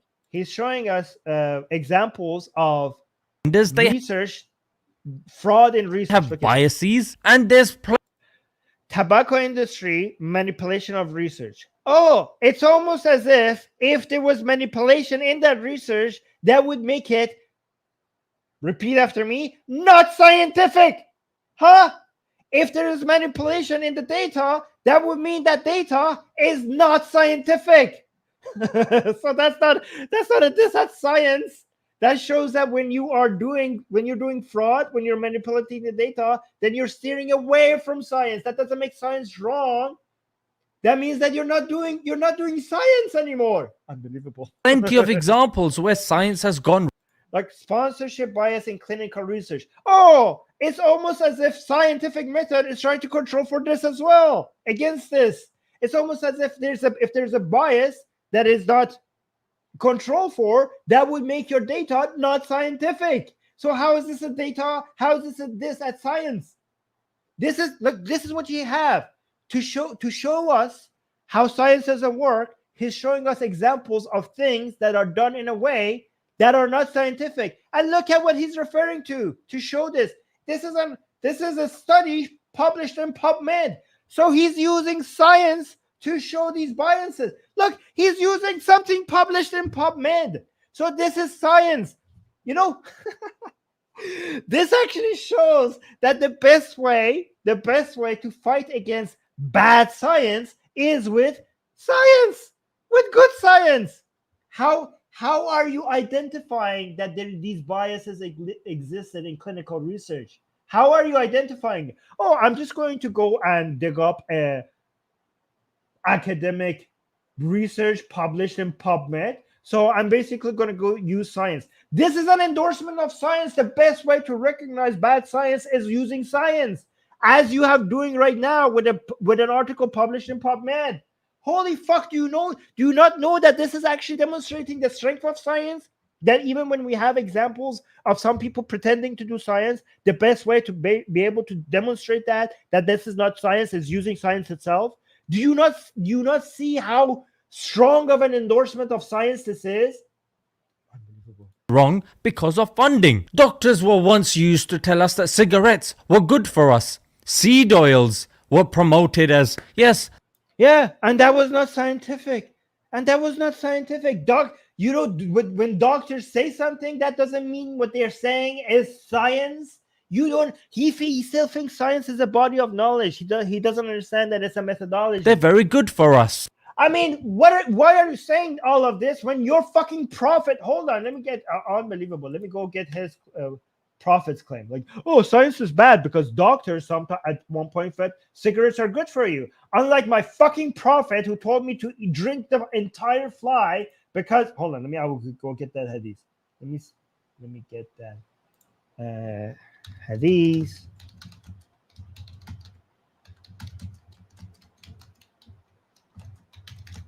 This is worth it, guys. I should be able to find this. Yes! Found it. Unbelievable. Sunnah. This is Sunnah. You know how they say this is Sparta? We should have a meme saying, this is Sunnah. Yes, look at this. Oh, not scientists, doctors, guys. By the way, these are also the people who don't understand the difference between doctors and scientists. They're so clueless that they think that doctors are scientists, right? Doctors are not scientists. Doctors rely on science, but they're not scientists themselves. And a lot of doctors actually don't understand how science even works. I mean, they're good at what they do, which is being a doctor, some of them, okay? But they don't understand the scientific process. Anyways, let me show you this hadith. This is so good. So this is Sahih Bukhari. It doesn't get any more authoritative than Sahih Bukhari. Hey, hold on. Why did I share it like this? I should share it in a different way with the Chrome tab. This is better. All right, so look at this. This is Sahih Bukhari. It doesn't get more authoritative than this in Islam. This is second only to the Quran. This is Sahih. So this is the fundamental part of Islamic, all four Sunni Islamic school of thought, okay? Which what he believes in. This is the Prophet, meaning Prophet Muhammad. And I know that that's the Prophet because you see these squiggles here saying that means that this is Muhammad, right? Because it says, Sallallahu Alaihi. Okay, so Prophet Muhammad Sallallahu Alaihi said, if a housefly, so this is what Muhammad said. This is Muslims believe, they cannot deny this because this is Sahih Hadith. Muslims believe that this is what Muhammad said. If a housefly falls in the drink of any one of you, so you have a water and a housefly just falls into it, what are you supposed to do? He should dip it in the drink. So if it falls, it's on top of the drink. You have to make sure you dip it completely in and take it out. Okay, so at least he's asking you to take it out. For one of its wings has a disease and the other has the cure for the disease. So Muhammad believed that every housefly on one of its wings has a poison that makes you sick, and on the other wing of that fly there's the cure for that poison, the cure for that disease. So if a fly falls on your drink, make sure you dip it all the way in before you remove the fly, because if the poison part got into your water, you have to make sure that the cure part also gets into the water before you drink it. And this is what you believe in, Smile to Jannah. This is what you believe in. And you're going to be like, science is wrong because doctors at some point told you that smoking is good for you. And that's not science. Unbelievable. Let's continue. Seed oils were promoted as, yes, they're very good for us. Phlogiston and caloric, they were things in science that were wrong completely. Caloric theory is not wrong, frankly. Is not a good ground. And science, science is not perfect. It's the best model that we have to come up to models that explain reality. If you want to point to claims about reality that are wrong, the good thing is that science updates, it improves, it gets better, it doesn't get stuck in the past like you're wrong. I mean, are you going to come up with a version? Science sometimes it comes up with wrong conclusions, just like any other model does, but at least at some point it will realize, like, oopsie, okay, now we have better models that works. Are you going to come up with an Islam version 2 that corrects this insanity by your prophet? Are you going to do that? Are you going to update and be like, okay, maybe our prophet was wrong about this? Are you going to do that? Yeah, science makes mistakes. It makes less mistakes than other models, and it improves. And it admits that it's not perfect. It's not certain. Your problem is that you claim certainty, and therefore you have no room for improvement.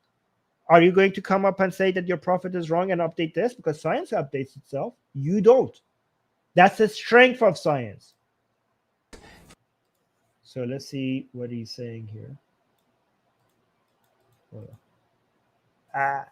Wrong, frankly. Is not a good ground, not good grounds for suddenly invoking a supernatural sky daddy. As Muslims, we don't believe that God is a person, nor is God the father or the son of anyone or anything else. Why? You were using induction to come up with the idea that this whole universe requires a universe. This whole universe requires a creator. It requires a coder. So follow through with your induction. Every coder has a father, so your coder should have a father as well. I mean, you cannot just randomly, willy-nilly decide that I'm going to apply induction and generalize everything to this point, and now I'm going to stop just willy-nilly. We believe Allah is one. He's independent. He does not. Yeah, and you basically took that out of your ass. You have no idea. These are just claims. You have no fucking idea why. You're just making stuff up. Beget, nor is he begotten, and there is none like him, as we know from chapter 112 of. Oh, it says it in a book that some people wrote like 1200, 1300 years ago. So it must be true. It says it's written. It is written. It is written. Well, hold on. I have a solution to this. I have a perfect solution to this. It is written in your Quran. Well,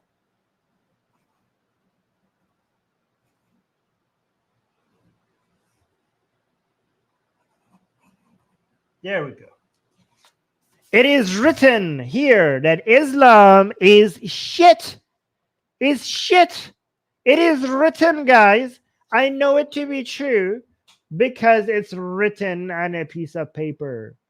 Maybe somebody could turn this into a religion 1400 years from now. It must be true. It must be true because it's written on some piece of paper. Let's continue.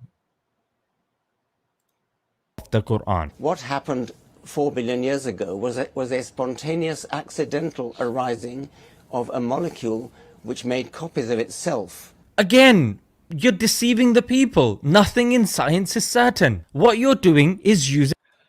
Nothing in science is certain because it understands that nothing can be certain beyond the claim that something exists. It should be. We don't deal in certainties. It's your fucking religion that is stupid enough to deal with certainties. It's the human mind. We can never be certain about anything because obviously we're experiencing the whole world through the filter of our mind, and our mind could get things wrong. So of course it's not certain. We deal with probabilities, not certainty. We live by probabilities. Some things are probable enough for us to pragmatically take them as truth.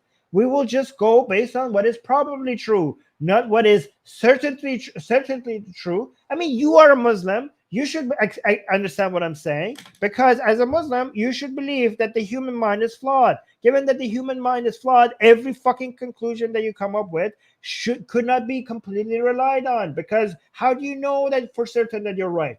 The scientific model is the model that is brave enough to admit that we cannot know anything for certain, but we deal with probabilities. As long as something is probably true, it's good enough for pragmatic reasons for us to continue live our lives as if it is true. That is good enough. We don't need certainty. So you're like, oh well, science acts like nothing is. It doesn't claim that anything is certain. Well, yeah, but what are we gonna? Does that mean is everything is 50-50? Like, so here's what people don't understand: lack of certainty doesn't mean that everything is willy-nilly 50-50. Some things are not certain, but they are close to certain. They're close enough to certain. They're close enough to certain for us to be able to live our lives as if they're 100%. But when science is unlike your religion, unlike your revelation, unlike your faith, science is brave enough to be skeptical about its own claims, and never claim certainty. And you think that's a weakness. That is why it grows. That's why it constantly improves, because it never takes anything as gospel. It never takes anything as 100%. It always has room for error. It always looks for more reasons for why it could be wrong. That is why it works. And you, because it's brave enough to admit that nothing is certain, you act like it's claiming that everything is saying can equally be wrong or right. People don't understand the difference between when saying something is 99% probable and it's not 100%. When you say it's not 100%, when it's not 100% certain, people act like you're saying it's 50-50. You're not saying it's 50-50. You're not saying it could just be as true or wrong. You're saying it's not 100%, but it's so damn fucking close sometimes. So see, this is because they use this as if this is a weakness of science. Science is brave enough to come admit this is a strength of science, but they act like this is the weakness of science. Look at this. Which made copies of itself. Again, you're deceiving the people. Nothing. No, he's not. He's not deceiving. He's being honest. He's being honest about what science says. He's not. Science is certain. What you're doing. Nothing. He's saying nothing in science is certain. Well, nothing should be certain. Period. If you claim certainty about your claims, that is arrogance. That is arrogance. That is not understanding the limitations of human understanding. So it's no model, not the scientific model, is correct to not be certain. Any model, religion or any other one, or philosophy, to claim certainty, that's a red flag. You should take that as a red flag. You should take it less seriously. Is using inference. Were you there? Did you observe that happening? No. You look at the effects and you infer. This. Yes, and we could come up with conclusions that are pretty close to certain without it being certain that what happened based on its effects. I mean, don't you do that? Don't you claim to do that for why you believe in God? Like, have you seen God? Have you seen God, motherfucker? Have you talked to God, motherfucker? Don't you say, how are you certain about God then? You haven't seen God. You haven't talked to God. You're saying, well, we know God because of the effects that it leaves on our universe. So how do you claim certainty? You're like, science cannot get to certainty because it hasn't seen those things. It just uses its effect. So based on that logic, then you shouldn't be certain about God as well, you fucking moron. Like, that applies to you. You haven't seen God.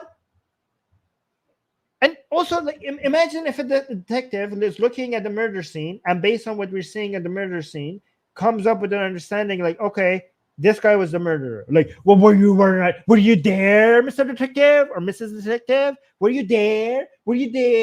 Well, how could you be sure that this is the criminal? You don't know. You weren't there. You're only using the evidence. You're like, yeah, I'm using the evidence, but the evidence points to this guy being the murderer. Like, well, you weren't there, so we cannot be sure. Yeah, we can't be sure, but it's pretty close to certain. How about this? There's actually a security camera right there that is recorded man murdering this poor victim, and I have recording of it. Well, Mr. Detective, that recording is just an effect of what happened there. You still weren't there. You don't know. Maybe the camera malfunctioned in a weird way that showed that guy doing the murder. You weren't there. This is just something that happened after the fact. You basically, the recording was an effect of what happened there, but it's not itself there. I mean, even if you were there, is the comprehension. If you're seeing what is happening, the comprehension of what's happening in your brain, that itself is not the real event. So how could you even rely on that? So we cannot know anything for sure. We cannot know anything for fucking sure. We're only using our reason and our experience of the world to come up with conclusion. So these will always be a filter between reality and our mind. Oh, there's always, whatever tool we use is going to put some flaw in our understanding of the universe. That's why nothing is ever for certain. And it doesn't have to be. It doesn't have to be. Yeah, it just has to be probable enough for us to continue. Every time you're drinking your water, every fucking time you're drinking a cup of water, are you 100% sure that it hasn't been poisoned? There's a chance that it's poison. Are you going to do a poison test on every glass of fucking water that you drink for the rest of your life? No, because you live your life with probability. It's very unlikely for your glass of water to have been poisoned, because who the fuck is going to poison you? It is. Are you sure it hasn't been poisoned? No, you don't know. But I'm going to live my life as if nobody's poisoning my water, because that seems very unlikely. So we always deal with probabilities. That's how we live our fucking lives. And that's what science admits.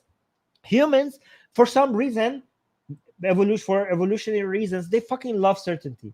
And because religion gives you this false sense of certainty, there's a market for it.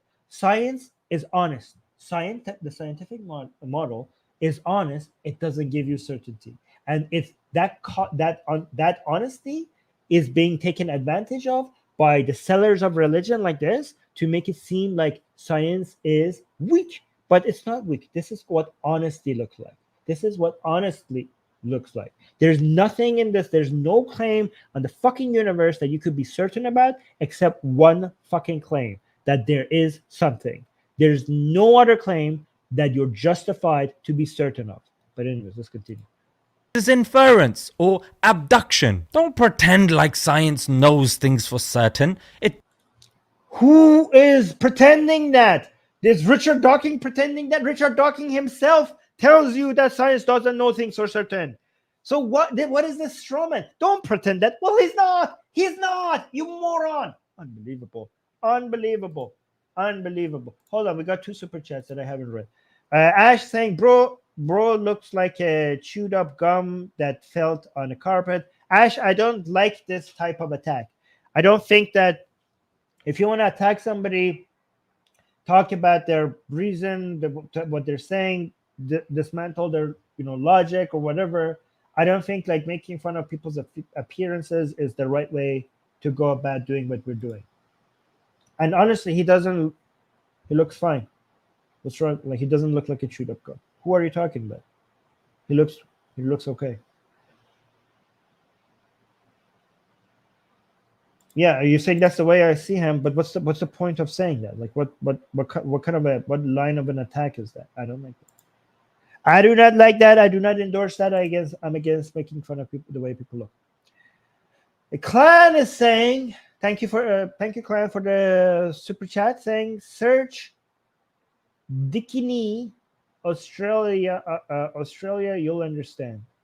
I don't know what this is referring to at all, but if anybody wants to search that, go ahead and do that. I need to move on. Anyways, thank you for the super chat. Doesn't. Just a little reading of the philosophy of science. In fact, there's a book by Oxford. Yeah, it's a nice little summary of the philosophy of science. I recommend it. And you'll see how these people try to pull the wool over your eyes. They're not. The philosophy of science says that science is not certain. That science doesn't claim certainty. And these people are not trying to deceive you. These Richard Dawkins and other scientists admit that. And here's the thing. If science cannot be certain, no other way of understanding the world can be certain either. If you're looking for certainty, you're not going to be able to find it. You have to be content with high probability. Anyways, guys, hope you learnt a little bit from this. Atheists really have very little to offer us nowadays. Let's leave it there. Until Atheists don't have to offer you anything because atheism is nothing but a lack of belief in God. You were talking about science, and science has a lot to offer you. Science has everything that you own and everything that you have and everything that you enjoy in your life is because of this science, you ungrateful piece of shit. Yeah, so no, science has a lot to atheism is just the correct answer to one question. That's all about it. It doesn't have to answer it doesn't have to offer you anything else except the correct answer to one simple question. It could be a beginning of so much other things. It can be for some people, and for some people it can be not, but it doesn't asking it to offer you anything more than that is because you don't understand atheism. Yes, atheism doesn't offer you anything more than that. But science, that's what we were discussing here. Science offers you so much, and you don't recognize it.